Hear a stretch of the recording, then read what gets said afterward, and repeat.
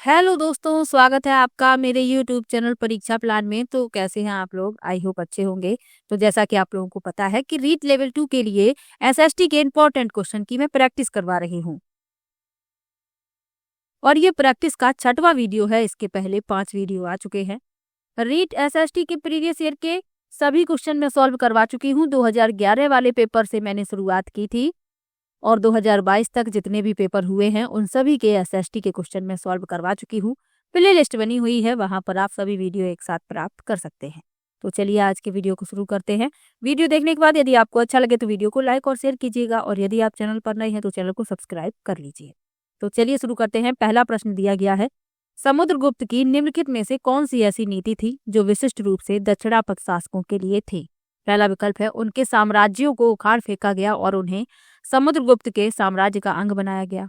दूसरा है, उन्होंने समुद्रगुप्त की अधीनता स्वीकार की और अपनी पुत्रियों का विवाह उससे किया। तीसरा है, वे उपहार लाते थे, उसके आदेशों का पालन करते थे और उसके दरबार में उपस्थित होते थे। और चौथा है, इन्होंने हार स्वीकार की व इन्हें पुनः शासन करने के लिए अनुमति दी गई। तो समुद्रगुप्त गुप्त वंश का महान शासक था और समुद्रगुप्त को भारत का नेपोलियन भी कहा जाता है, ये आपको याद रखना है। अब इसमें पूछा गया है कि दक्षिणापथ शासकों के लिए जो नीति थी, विशिष्ट रूप से दक्षिणापथ के शासकों के लिए थी, वह क्या थी, ये पूछा गया है। तो दक्षिणापथ के शासकों के प्रति समुद्रगुप्त ने विनम्र रवैया बनाए रखा। ऐसे 12 शासक थे जिन्होंने पराजित होने के बाद समुद्रगुप्त के सामने आत्मसमर्पण कर दिया था।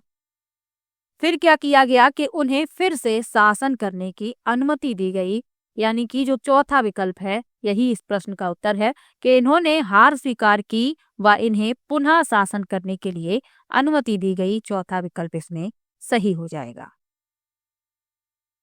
तो समुद्रगुप्त की अधीनता स्वीकार करने पर सभी दक्षिण भारतीय राजाओं को मुक्त कर दिया गया था और फिर से उन्हें शासन करने के लिए अनुमति दे दी गई थी। तो ये आपको याद रखना है, चौथा विकल्प सही है। चलिए अगले प्रश्न पर चलते हैं। 18वीं शताब्दी के अंतिम चरण में बंबई, मद्रास और बंगाल प्रेसिडेंसियों का विकास ईस्ट इंडिया कंपनी के किन व्यापारिक केंद्रों से हुआ? पहला है सूरत, मद्रास, कलकत्ता। दूसरा है नागपुर, मदुरै, दिल्ली। तीसरा है पुणे, मद्रास, कलकत्ता और चौथा है सूरत, मदुरै, दिल्ली।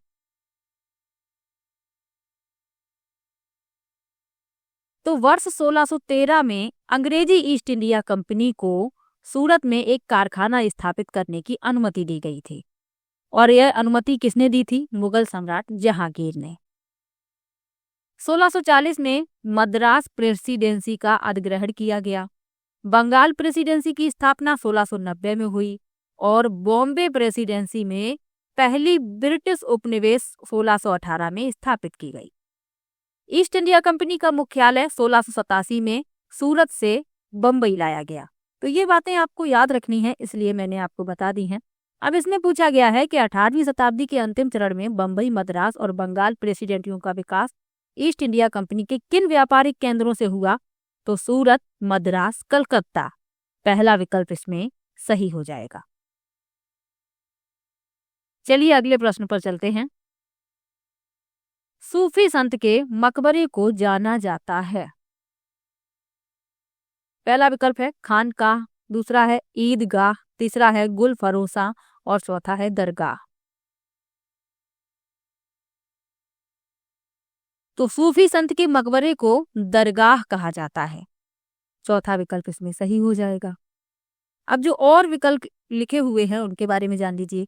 खानकाह क्या है? तो यह चिश्ती संप्रदाय के सूफी संतों के निवास को कहा जाता है। ईदगाह क्या है?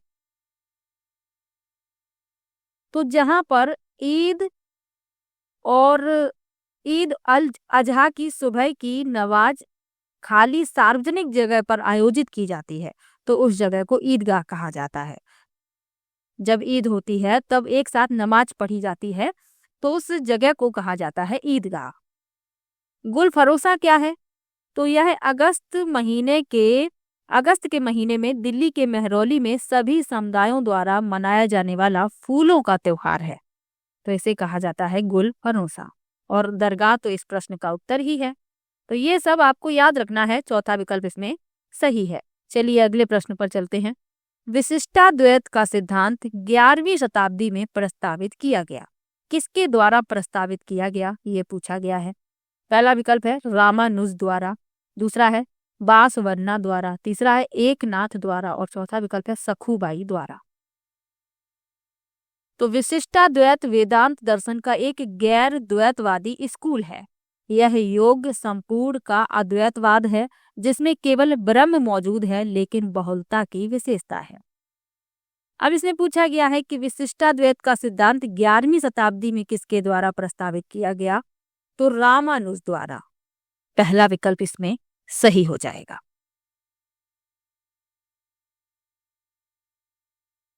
चलिए अगले प्रश्न पर चलते हैं।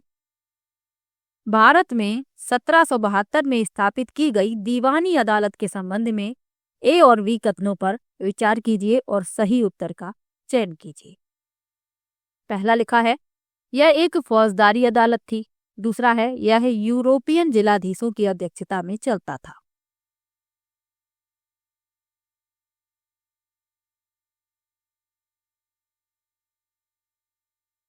तो सदर दीवानी अदालत 1772 में वारेन हेस्टिंग्स द्वारा कलकत्ता में स्थापित ब्रिटिश भारत में राजस्व का सर्वोच्च न्यायालय था। तो ये आपको याद रखना है। अब इसमें पूछा गया है कि कौन से कथन सही है। तो पहला लिखा है कि यह एक फौजदारी अदालत थी, ये गलत है। दूसरा लिखा है यह यूरोपियन जिलाधीशों की अध्यक्षता में चलता था, ये सही है। ए गलत किंतु बी सही, यानी कि आपका जो बी विकल्प है यानी दूसरा विकल्प है, यही इस प्रश्न का उत्तर हो जाएगा।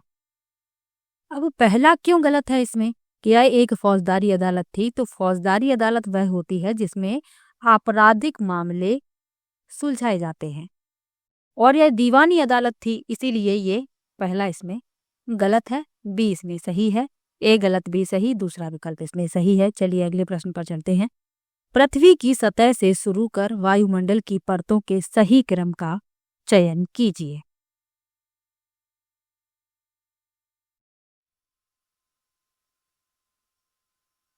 पहला विकल्प लिखा है समताप मंडल, मध्य मंडल, बाह्य मंडल, बहिर्मंडल, क्षोभ मंडल। दूसरा है क्षोभ मंडल, समताप मंडल, मध्य मंडल, बाह्य वायुमंडल, बहिर्मंडल। तीसरा है बहिर्मंडल, समताप मंडल, मध्य मंडल, क्षोभ मंडल, बाह्य वायुमंडल और चौथा है मध्य मंडल, क्षोभ मंडल, बाह्य मंडल, संताप मंडल, बाह्य वायुमंडल।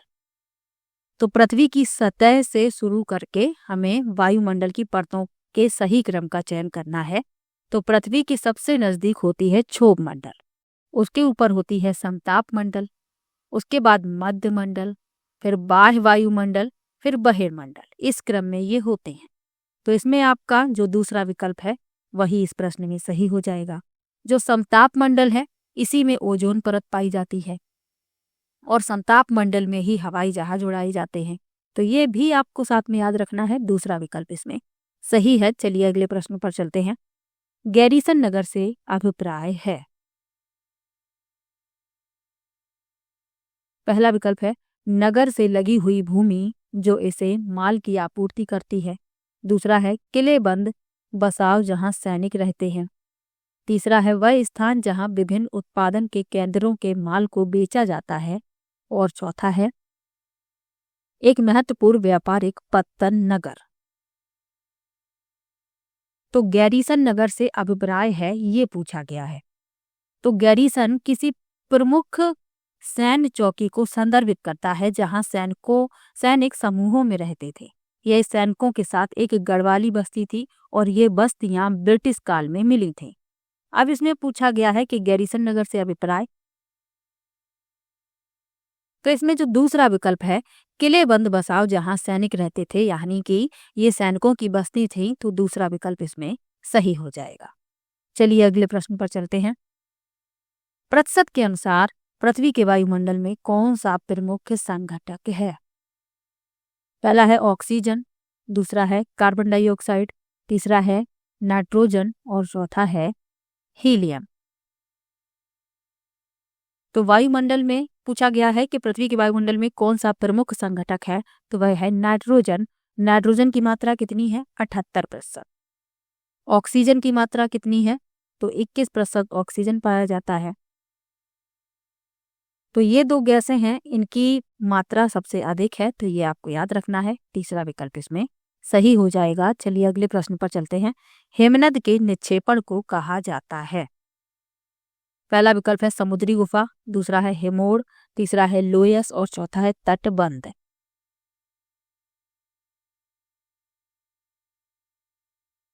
तो हिमनद के निक्षेपण को हिमोड़ कहा जाता है।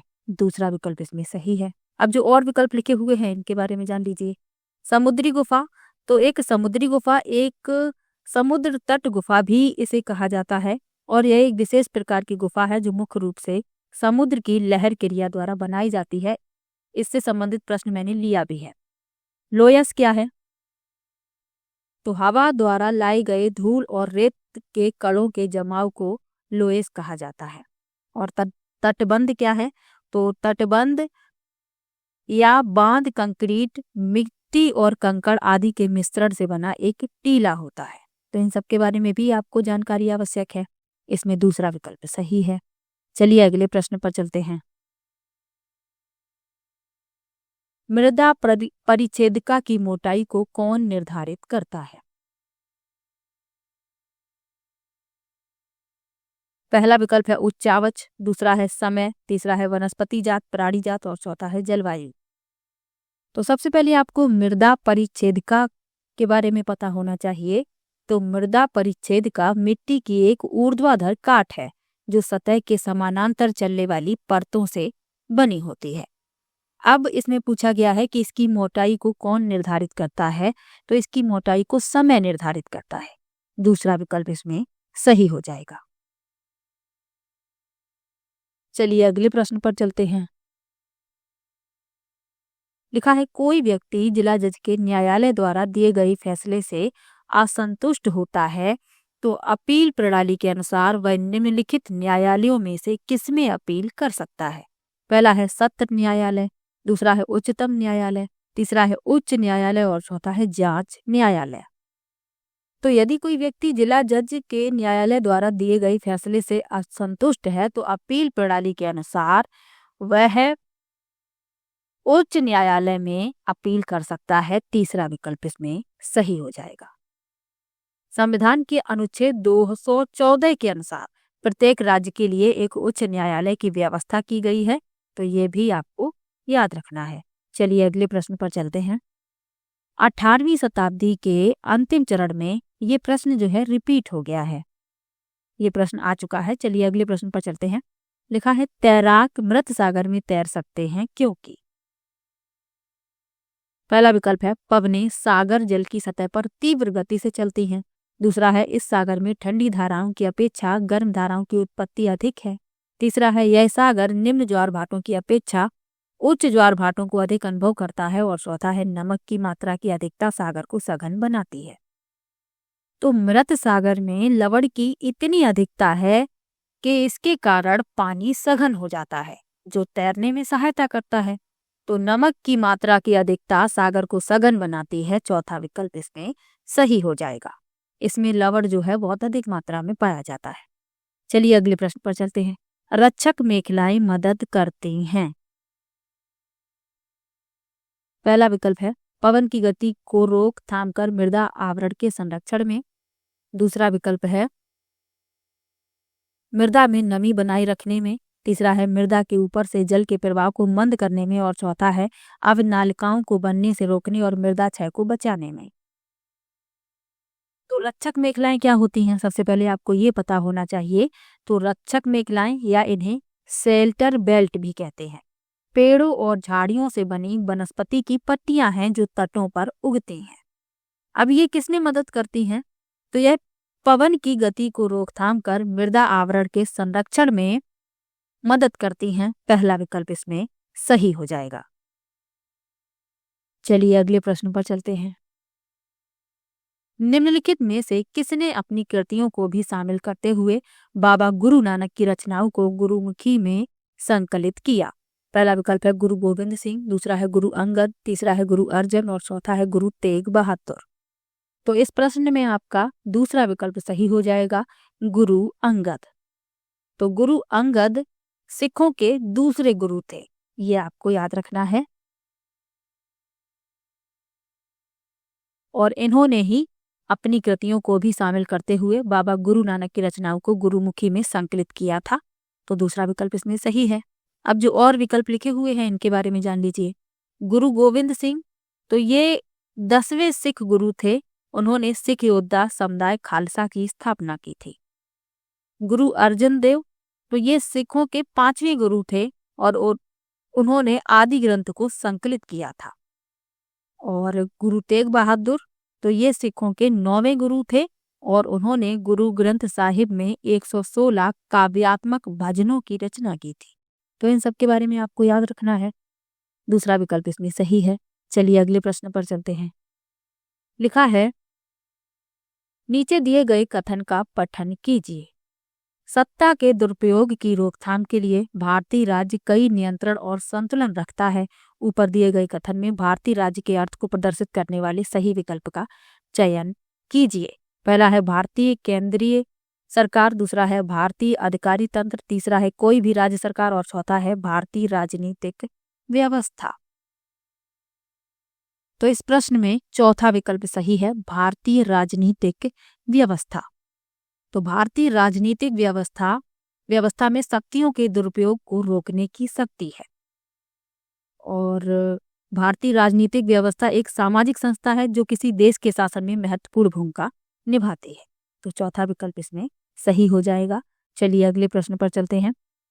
लिखा है, निम्नलिखित में से कौन ग्राम पंचायत में चुन कर आते हैं और कार्य संभालते हैं। पहला विकल्प लिखा हुआ है सरपंच, दूसरा लिखा है वार्ड के सदस्य, तीसरा लिखा है सचिव और चौथा है ग्राम सभा सदस्य। अब बताना है कौन से विकल्प सही है।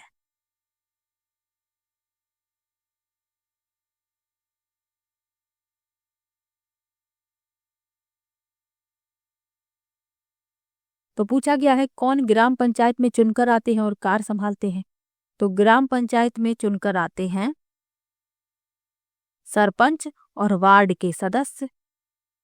ए और बी यानी कि पहला विकल्प इसमें सही हो जाएगा। अगला प्रश्न है, निम्नलिखित में से कौन सी गंगा ब्रह्मपुत्र बेसिन की विशेषता नहीं है। पहला है मैदानी क्षेत्र में ऑक्स बो लेक चिन्हित है, दूसरा है मैदानी क्षेत्र में जनसंख्या घनत्व अति अधिक है, तीसरा है डेल्टा क्षेत्र मैंग्रोव वनों से आच्छादित है और चौथा है भूमि कृषि के लिए इस क्षेत्र में कर्तन और दहन कृषि की जाती है। तो गंगा और ब्रह्मपुत्र और उसकी सहायक नदियां मिलकर भारतीय उपमहाद्वीप में गंगा ब्रह्मपुत्र बेसिन बनाते हैं।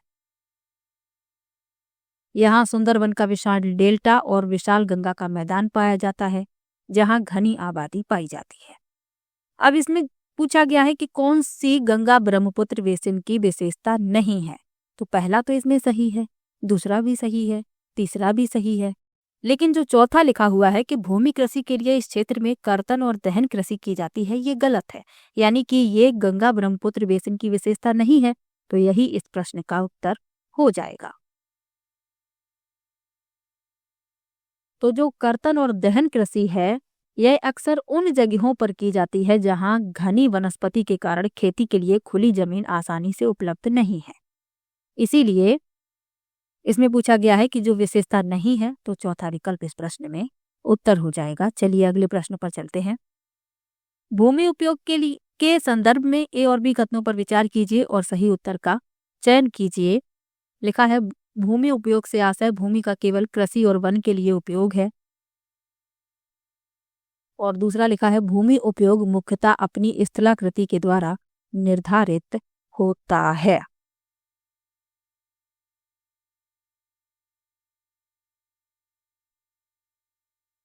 पहला लिखा हुआ है कि भूमि उपयोग से आशय भूमि का केवल कृषि और वन के लिए उपयोग है, ये गलत है, क्योंकि इसका उपयोग अन्य उद्देश्यों जैसे यातायात, आवास, उद्योग, व्यवसाय इसके लिए भी तो किया जाता है, केवल कृषि और वन के लिए नहीं किया जाता। तो पहला तो गलत हो गया।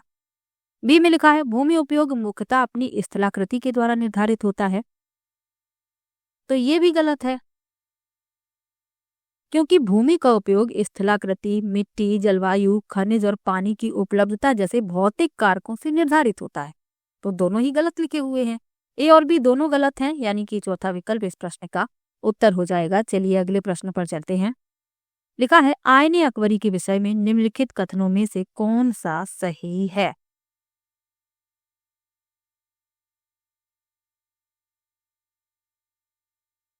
पहला विकल्प लिखा है यह अकबरनामा शीर्षक के अंतर्गत अकबर के शासन के इतिहास की 3 जिल्दों में से पहली जिल्द है।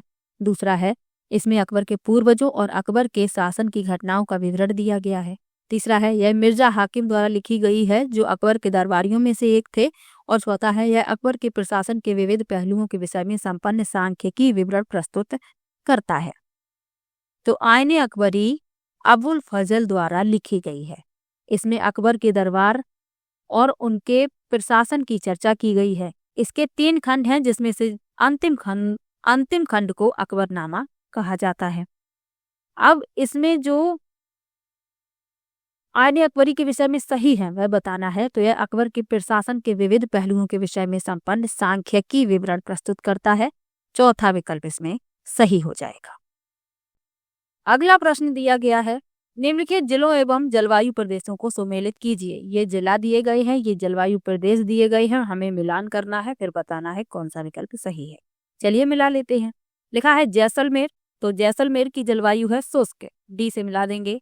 जयपुर की जलवायु है उप आर्द्र, इसे सी से मिला देंगे। सवाई माधोपुर की जलवायु आर्द्र है और झालावाड़ की अति आर्द्र है, इसे ए से मिला देंगे। तो पहले का डी, दूसरे का सी, तीसरे का बी और चौथे का ए, यानी कि आपका जो चौथा विकल्प है डी विकल्प वही इस प्रश्न में उत्तर हो जाएगा। चलिए अगले प्रश्न पर चलते हैं। जिला एवं परियोजना के संदर्भ में निम्नलिखित में से कौन से कथन सही है, यानी कि जो सत्य है वह हमें बताने हैं। पहला लिखा है चित्तौड़गढ़ राणा प्रताप सागर बांध, दूसरा है अजमेर बीसलपुर परियोजना, तीसरा है उदयपुर मानसी वाकल परियोजना और चौथा है प्रतापगढ़ जाखम परियोजना। तो चित्तौड़गढ़ राणा प्रताप सागर बांध सही है। अजमेर बीसलपुर परियोजना ये गलत है, क्योंकि बीसलपुर परियोजना जयपुर में है, अजमेर में नहीं है, इसीलिए दूसरा गलत है। उदयपुर मानसी वाकल परियोजना ये सही है। प्रतापगढ़ जाखम परियोजना ये भी सही है। पहला, तीसरा, चौथा सही है। ए विकल्प इस प्रश्न का उत्तर हो जाएगा। चलिए अगले प्रश्न पर चलते हैं। किन फसलों के उत्पादन में राजस्थान का भारत में प्रथम स्थान है? पहला विकल्प है सरसों चना मोठ, दूसरा है ईसबगोल जीरा ज्वार, तीसरा है चना मूंग उड़द और चौथा है मूंग मक्का बाजरा।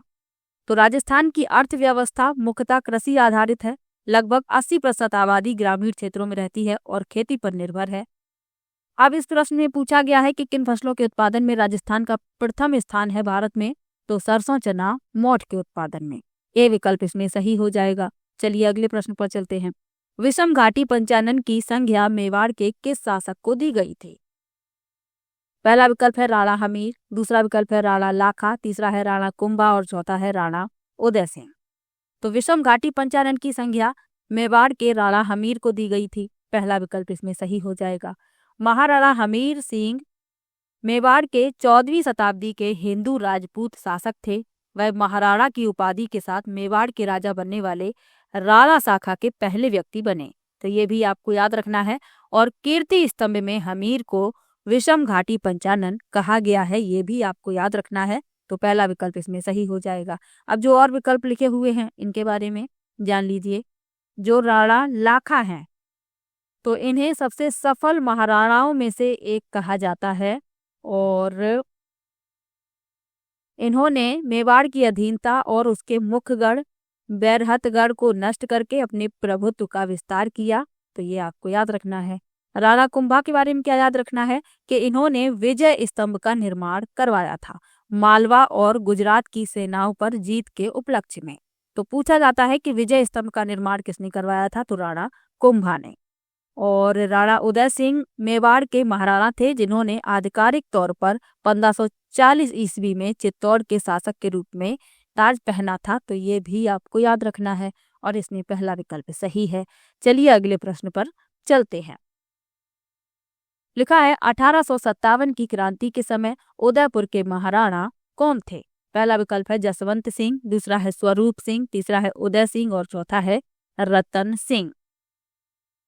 तो 1857 की क्रांति के समय उदयपुर के महाराणा थे स्वरूप सिंह।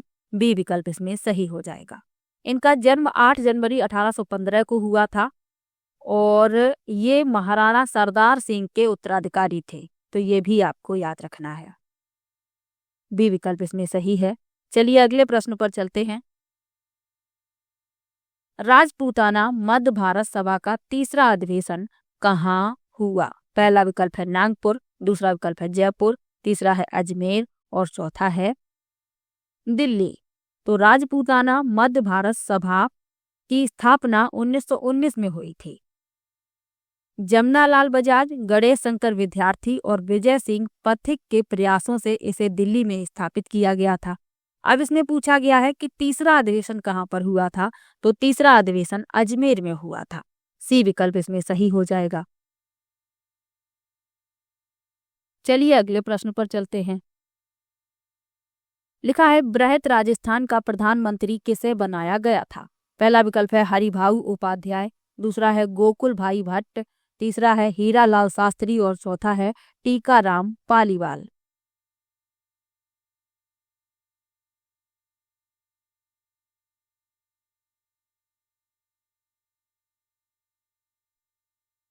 तो बृहत राजस्थान का प्रधानमंत्री किसे बनाया गया था, ये पूछा गया है। तो बृहत राजस्थान का प्रधानमंत्री हीरालाल शास्त्री को बनाया गया था। सी विकल्प इसमें सही हो जाएगा। मत्स्य संघ के बृहत राजस्थान में विलय से पहले मुख्यमंत्री के पद को प्रधानमंत्री के रूप में जाना जाता था। ये आपको याद रखना है। तो इसमें सी विकल्प सही है।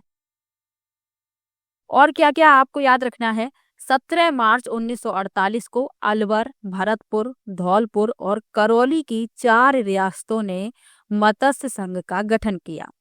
15 मई 1949 को मत्स्य संघ का बृहत राजस्थान में विलय कर दिया गया।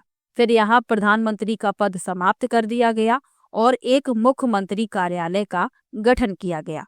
तो ये भी आपको याद रखना है।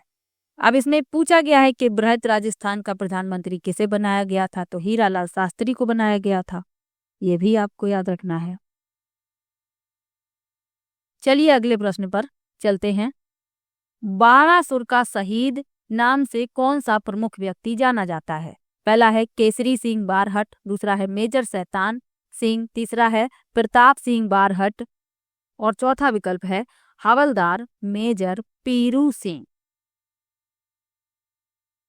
तो बाणासुर का शहीद के नाम से जाना जाता है मेजर शैतान सिंह को। बी विकल्प इसमें सही हो जाएगा। इनका जन्म 1 दिसंबर 1924 को राजस्थान के जोधपुर जिले के बालासुर गांव में भाटी वंश के एक राजपूत परिवार में हुआ था। ये आपको याद रखना है। तो बी विकल्प इसमें सही है। चलिए अगले प्रश्न पर चलते हैं। लिखा है चूरू दुर्ग का निर्माण 1739 में किसने करवाया? पहला है जसवंत सिंह, दूसरा है राय सिंह, तीसरा है कल्याण मल और चौथा है ठाकुर कुशाल सिंह। तो चूरू दुर्ग का निर्माण करवाया था ठाकुर कुशाल सिंह ने। डी विकल्प इसमें सही हो जाएगा। चूरू किला राजस्थान के मध्य में स्थित है और इस किले का निर्माण का उद्देश्य नागरिकों की आत्मरक्षा करना था। तो ये भी आपको याद रखना है। ठाकुर कुशाल सिंह ने इसका निर्माण करवाया था 1739 में। चलिए अगले प्रश्न पर चलते हैं। तुलसी, हालरो, तिमड़िया तथा पोत नामक आभूषण महिलाओं द्वारा शरीर के कौन से भाग पर पहने जाते हैं? पहला विकल्प है सिर, दूसरा है गला, तीसरा है हाथ और चौथा है कमर।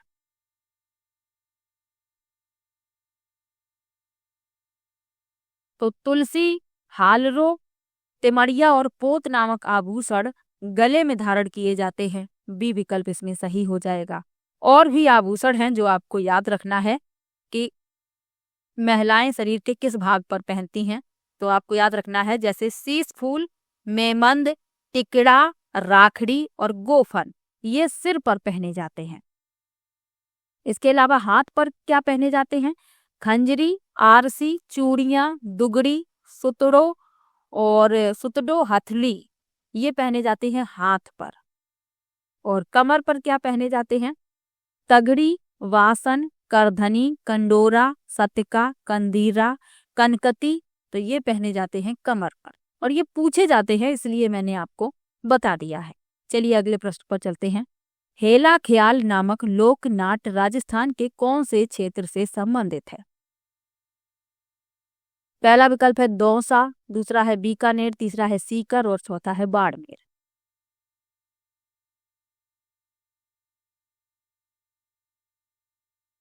तो हेला ख्याल नामक लोक नाट्य राजस्थान के दौसा क्षेत्र से संबंधित है।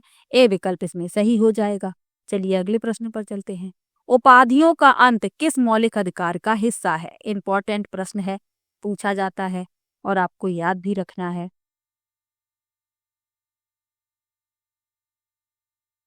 पहला विकल्प है समता का अधिकार, दूसरा है स्वतंत्रता का अधिकार, तीसरा है शोषण के विरुद्ध अधिकार और चौथा है सांस्कृतिक और शैक्षिक अधिकार। तो उपाधियों का अंत समता के अधिकार का हिस्सा है, यानी कि पहला विकल्प इसमें सही हो जाएगा। जो समता का अधिकार है यह अनुच्छेद 14 से 18 तक है और इसमें जो अनुच्छेद 18 है इसी में उपाधियों का अंत बताया गया है।